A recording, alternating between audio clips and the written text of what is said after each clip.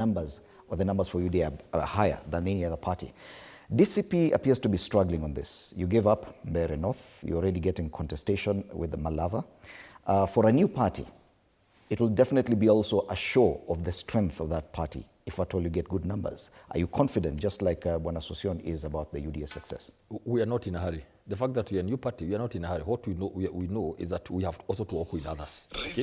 We don't want to come and say we are the only ones. We have also to do the spirit of much as we want our party to go very far and very fast. We also have to look at the spirit of the official party, because our issue is not about DCP. It's about the bigger goal, about the issue of the one term. But I want to say this. Let me start with the issue of Banisa quickly. Fred, we have no interest with the people who can be bought. We are happy for them to go. Because where we are going in 2027, we know money will be splashed. Like it happened from 1982. This is a replica. It's money, money, money, buying off, Ugari in State House, remember those issues of Sikuku and all that? We are so keen. We want people who are very focused and you can see through them, the kind of loyalty and passion for the one-term movement in DCP and official opposition. So anybody who comes and they can be bought, we are saying, please go. So that's number one. And we are going to see serious vetting of our candidates, because we don't want to give somebody a ticket, then he's bought, okay? Either before the elections or even after. So we are going to have a very serious test of loyalty. So, but let me say this. Mbeere North in the morning, I like what Sosion says, when he goes and he read the mood. He said he read the crowd. He read the mood, I think. What is the mood? You see, when the Mount Kenya people, or any other person for that matter, in Kenya, is receiving money, he must show some teeth. If he saw the teeth and the smiles for people receiving money, that is what deceived him. But Kipipiri was there, and he's a student of politics. So I can tell you that all the money they can take, and it's money that, of course, have been taken from the capitation, the lecturer studying, that's why there's no money. All the money has been turned. By the way, it's in the budget.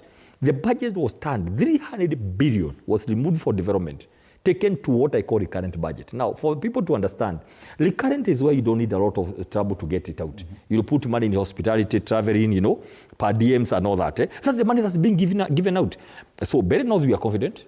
Magarini is a sure bet. Now, there's something I want you to understand.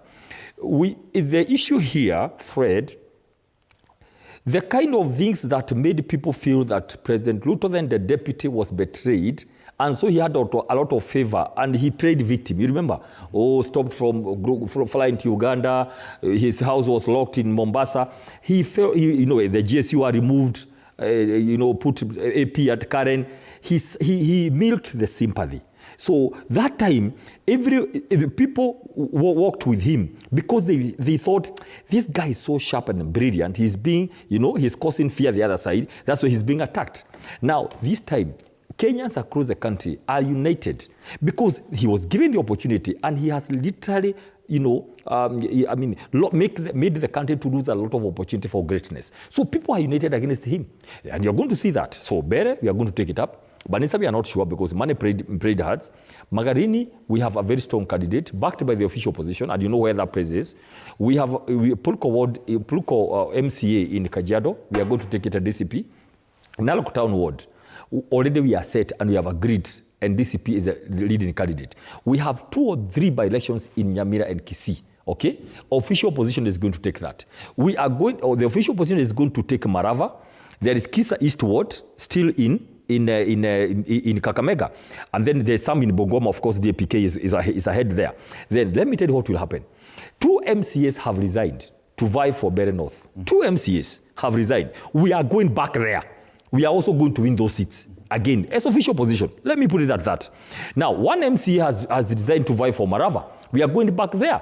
And then we are saying, if we will not be comfortable, if whatever we will have done, we need another push for next year. There are people who are very mad. They have come to the party and they are said, sitting with a UDA ticket in Mount Kenya. They are said they are going to resign because they don't feel comfortable. They wake up in the morning, they still imagine they are in UDA. They want to get to jump out. They are going to resign. We are going to have more elections, more by-elections next year, because we must give to this gentleman what we did to him. The people who know how to make, they know how to undo. Okay. So we'll give it dose by dose.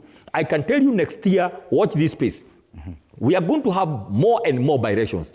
There are senators, MPs who are going to be sitting on DCP in this National Assembly and Senate by the end of next year. But not in this by-elections. This one... No, on this one, we want to go by what we have. We have another 3 or 4 out of the people who have resigned here, we go that way, Okay. and make sure finally, because there are people who feel we have to give we have to give the right to All right. What about for DAP Kenya, in Western Kenya? Because with the exit of ANC and Ford Kenya still struggling somewhat, this is the best opportunity to show for that party to show its muscle in the larger Western Kenya. If by any chance they lose the race in Malava, that would be a dent in as far as perceptions are concerned. Are you concerned from an analysis perspective that that is a contest that probably they would have been more careful about? No, it's a big contest. In fact, like we would say, it's a do or die matter for DAPK. And you know, that election is going to determine our relationship with DCP and other parties. The reason being, when you are partners, when you're in the same coalition, you need to be partners, but not competitors. But you see, now DCP wants to turn this coalition into competitors. Because like what we are saying is that if it goes to Mbere, we need to come in and support the candidate from Mbere. And I expect them, when it comes to Western, they need also to come in and support a candidate for DAP.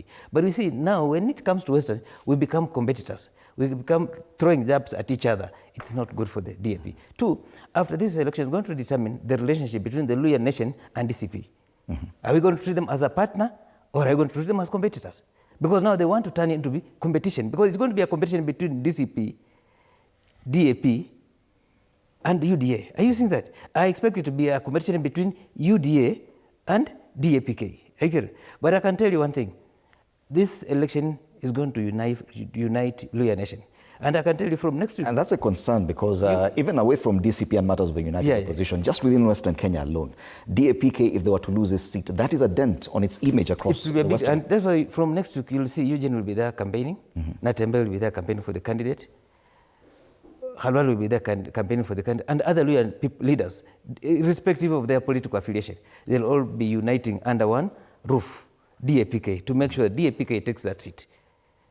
That's what we are going to do. All right. And I can assure you for one thing, we are looking at a bigger picture, Luhya unity. It's not about Malava by-election, it's about Luhya unity.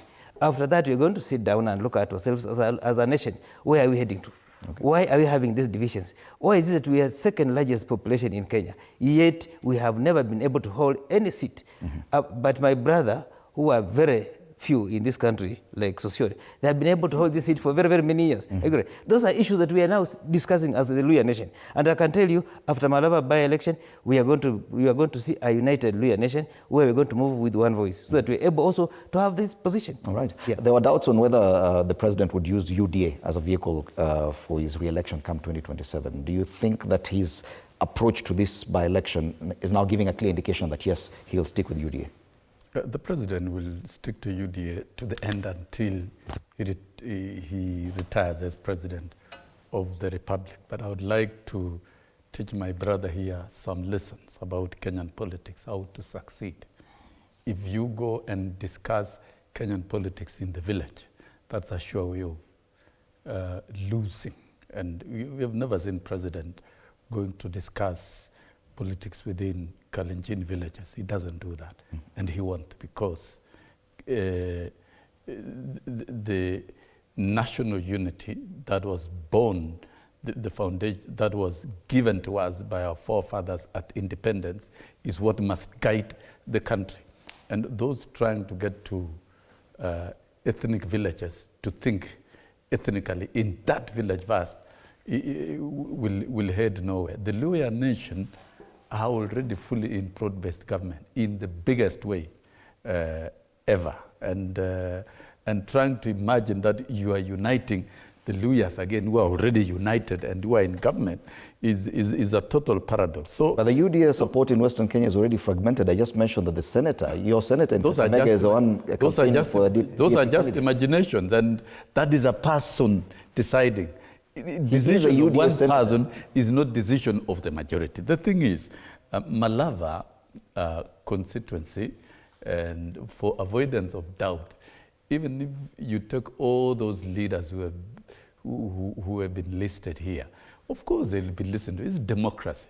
But the people of Malava, they know too well that they are right at the center and in the heart of broad-based government. All right. And when Malulu Njendi died, he died as a leader who was right inside the heart and the center of broad-based government. And nobody is going to take them out of the heart and center of broad-based government. So it's simple. These are simple logics. It's all about national government and the space in the national government. And there's the people of Malava, not Luya.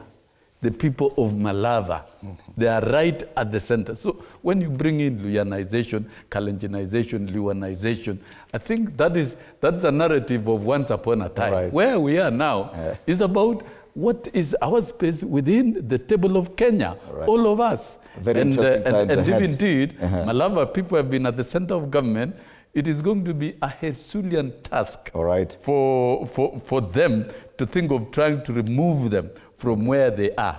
Okay. We know the people of Malava will insist on remaining within the space of government. Yes. And I dare my colleagues here, and I dare you, invite us on 28 for a review have a date of the outcome of the election, because Mbai, national unity is going to win in this election. And that national unity is being driven by the broad-based leadership who are more of statesmen than ethnic mongers around Mbai and around my brother here. Let me do quickly, just for that second. What I feel so sad for the president, extremely sad. He says he has been in politics for 30 years. The kind of miscalculations he's making, even as we're in position, we feel sorry for him. He goes and kills ANC. Instead of at least making ANC his arm in Western, he kills it. Now, Ijedi vied on ANC. It's no longer there, at least to go and claim and say, guys, in Kakamega, ANC, can we get somebody else back? It's dead. So he gives way now to other parties to come. And definitely, Western people have never been lovers of government. They've never voted. Since 2002, they have always been in opposition. So it's immediately, the 10 ODM MPs, I think 10 out of 11, in Kakamega. I can tell you today, why you see Boni Harware there, jumping out from UDA, is because it will no longer be felt. So UDA is out of Kakamega, is out of Western. And ODM is out of Western. So out of, I don't know who advises him, he kills a party which he could at least say, this is my appendage, this is my whatever. So as we speak today, the issue of broad-based in Western is dead. 90% gone completely. And that's why you see what is happening. So I don't know who advises him about this kind of politics, because it's over. Now look at the Magarini, the mess. This is a guy who encouraged the UDA candidate to go to court all along. Until the last minute, ODM comes and says, we demand you drop your candidate for ODM. Now, everybody else from that guy who was number 2, he lost with 21 votes. The issue of Kalonzo, the Kamba Nation, all the official opposition, we are going to rally around Magarini. The political miscalculations. But I can tell you, when God decides your time is over, he makes you make very unsound decisions. Okay, that's what's the last question on this one. I'm sorry, Fred, you ask a question whether President Ruto is likely to vie because he wants to revive UDA. I can tell you anything is possible. I don't see President Ruto vying on UDA. He may as well vie on ODM. All right. Talking about ODM, and probably because of the kind of the number of MPs it has within Kakamega, and even Vihiga probably. At some point, I think even the governor was an ODM governor. Yeah. Don't you think that them withdrawing from the race in Malava in favor of UDA is also very telling, given the kind of muscle ODM had in Western Kenya? You see, the reason why it had to withdraw because there is no support for ODM on the ground. The reason being, when people voted for ODM, they had a lot of faith in ODM, and they knew ODM was going to do ABC. But after that signing of the broad-based government, there's no development that has been taken to Western Kenya. But you see, people have been benefiting people from Nyanza. Look at all the projects that have been launched in Nyanza. No single project has been launched in Western Kenya. That's why nobody would want to be associated with ODM. That's why they did not even have a candidate. Because if today you go mention about ODM, they'll tell you ODM has been using Western Kenya as a stepping stone to benefit Nyanza region. That's a very big issue that is being discussed here. We're saying, look, for the last, I think we've been giving Raila Amolo our votes, but what has he ever been able to do for Western Kenya? Go to Nyanza. Ruto has been in Nyanza so many times. What has he been doing? Launching projects. But whenever they come to Western Kenya, either church service or celebrating. There's no development thing that has been done. In fact, the only factory that was in Western Kenya that was surviving was Nzoia Sugar Company. It has been sold. And even more than 5,000 people have lost employment. Now people are asking, what have we benefited from this government? Right. From the handshake from Raila. What has he ever done for our Nyanza people, for our Western people? Nothing. That's why you are seeing 2027, ODM will have it hard time. That's why we are having a lot of realignment in Western Kenya. Now, those people in ODM, they are looking for a home. And we are saying DAP is a home for them. All right. Wow, a lot of decisions to be made ahead of the November 27th by-elections, and I think these are going to be very consequential for most of the political parties. We can see the kind of debate already here. The unity of the united opposition already under threat. President William Ruto going the extra mile also to try and get other candidates to step down in favor of the UDA candidates. What will happen? We'll have to wait and see. Meanwhile, candidates continue giving and presenting their nomination papers to the IEBC ahead of the official campaigns for the by-elections. I want us to move to an analysis that is here on the, at least on the front page of the Standard, and this